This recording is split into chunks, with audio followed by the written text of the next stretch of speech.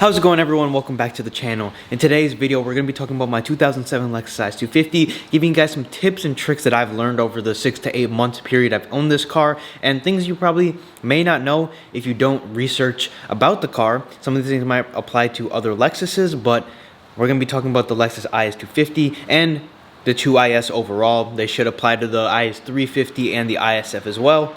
It is currently miserable outside, but let's take a step in the car and let me show you some interior things that you could benefit from learning about this car if you do own it.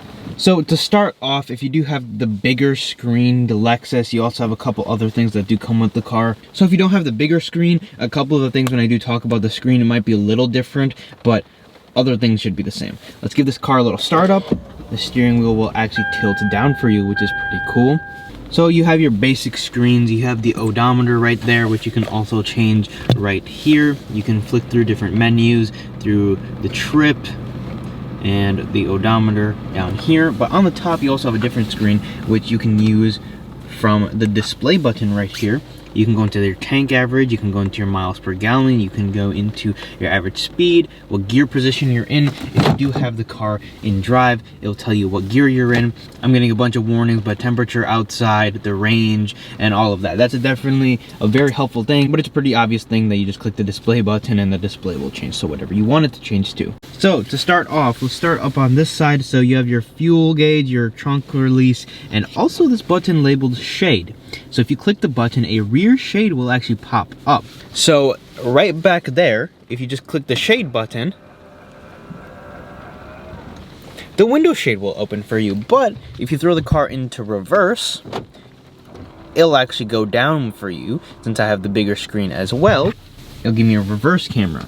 But something when I got the car, which I was a little confused about, was my mirrors were tilting down when I put the car into reverse. So right now, if I put the car into reverse, the mirrors will tilt down.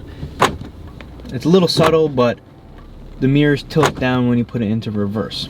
If you're wondering why this is happening and you don't want them to tilt down, you simply center this button right here, make sure it's not left or right, and then if I put it into reverse, the mirrors are no longer tilting down because that is no longer on the left or right mirror. We come to this side, so we have the ECT over here, which is electronically controlled transmission, and we have traction control. Yes, I kind of have a little bit of a Christmas tree on my dash right now. That is because I don't have TPMS sensors. Just ignore them for now.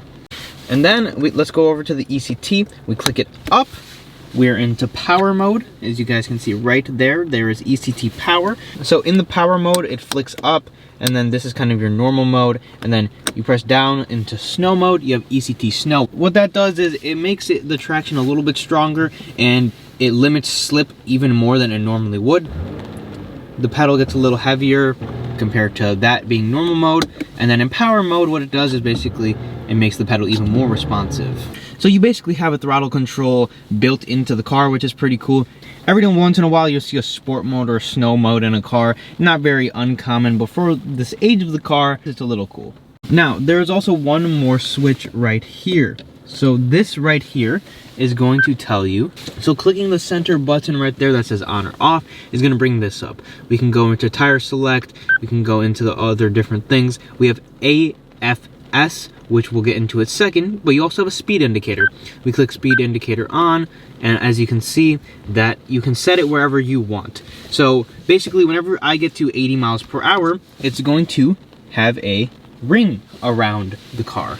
I'll show you guys and demonstrate that in a second. So if we want to set that, we just go into the speed indicator, turn the speed indicator on, and we can kind of set it. We can set it down, and you can see the needle moving. Let's set it to 30 miles per hour and click set. That ring will come on anytime I hit 30 miles per hour. And then if you go over and you actually go into the tag setting, you can do the exact same thing, turn it on, and you can set it on the RPM that you want. So the yellow is whenever you hit a certain RPM, and then there's gonna be a red when you hit the red line. I think this used to be a more common feature in cars that not a lot of people use. My 01 Audi TT had this feature, and I haven't seen any other car that I own have the feature except the Lexus and that Audi. So it's pretty helpful. It's a little cool shift indicator on the tach. This really doesn't mean anything. I mean, for most people, they're never really gonna care about that. But for this, it gives you a little warning if you do head over the speed limit a little too much, and it kind of catches your eye. If you are cruising and kind of just don't realize how fast you're going, and that light comes on, you'll start realizing, oh, I probably should slow down. So it's a pretty helpful tool, and that's how you set it. So going back to the AFS, what AFS is, it turns your headlights. Yeah, but I'll show you what it means. So we turn the wheel to one direction. The headlights are actually gonna turn with the car, or at least they should. So you can turn that off and on. It's not really the biggest feature, but it's cool to see the car has it. So if you want it off, you can have it off. If you want it on, you can have it on, and that's how you do it. You probably didn't even know your car had that feature unless you've watched a video on it before. So there's a cigarette lighter right here, if you guys didn't know that that opens. And then this center console actually slides back, but you can also tip it up.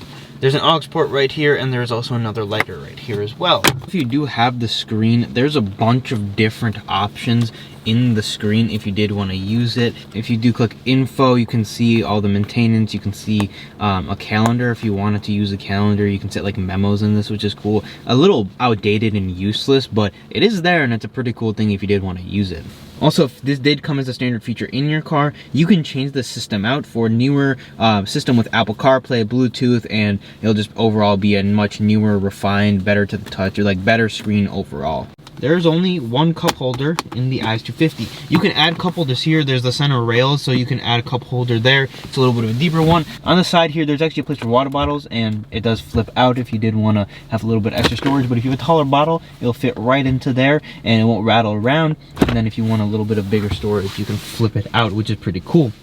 So it is raining, but we're gonna take a step outside the car real fast. So there's a couple ways to open the trunk. One is from the key, one is from inside, but there is also two different ways. You can put the key in here if your battery's dead, and also there is a latch somewhere here, right here, that you can press and the trunk will unlock. There's one more feature in this car which I'm gonna show you, but it has to be nighttime to really see it, so I guess I'll catch you when it gets dark.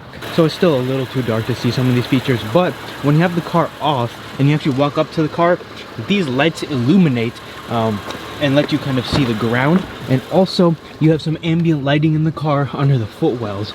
It's too bright outside.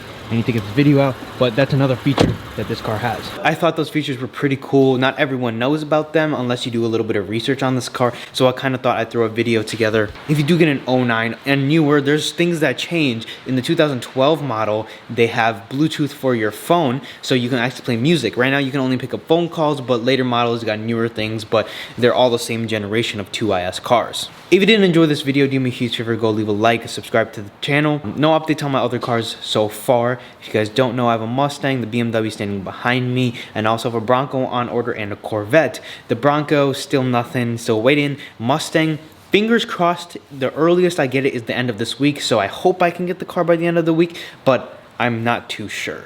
If you guys missed what happened to my Mustang, go check out some of the other videos. You'll probably find them a little entertaining if you do like cars. That's all I have for this one, and I guess I'll see you guys in the next video. So my transmission just blew up, and then we'll see what's wrong with it. I did say if it ever broke, I would consider selling it.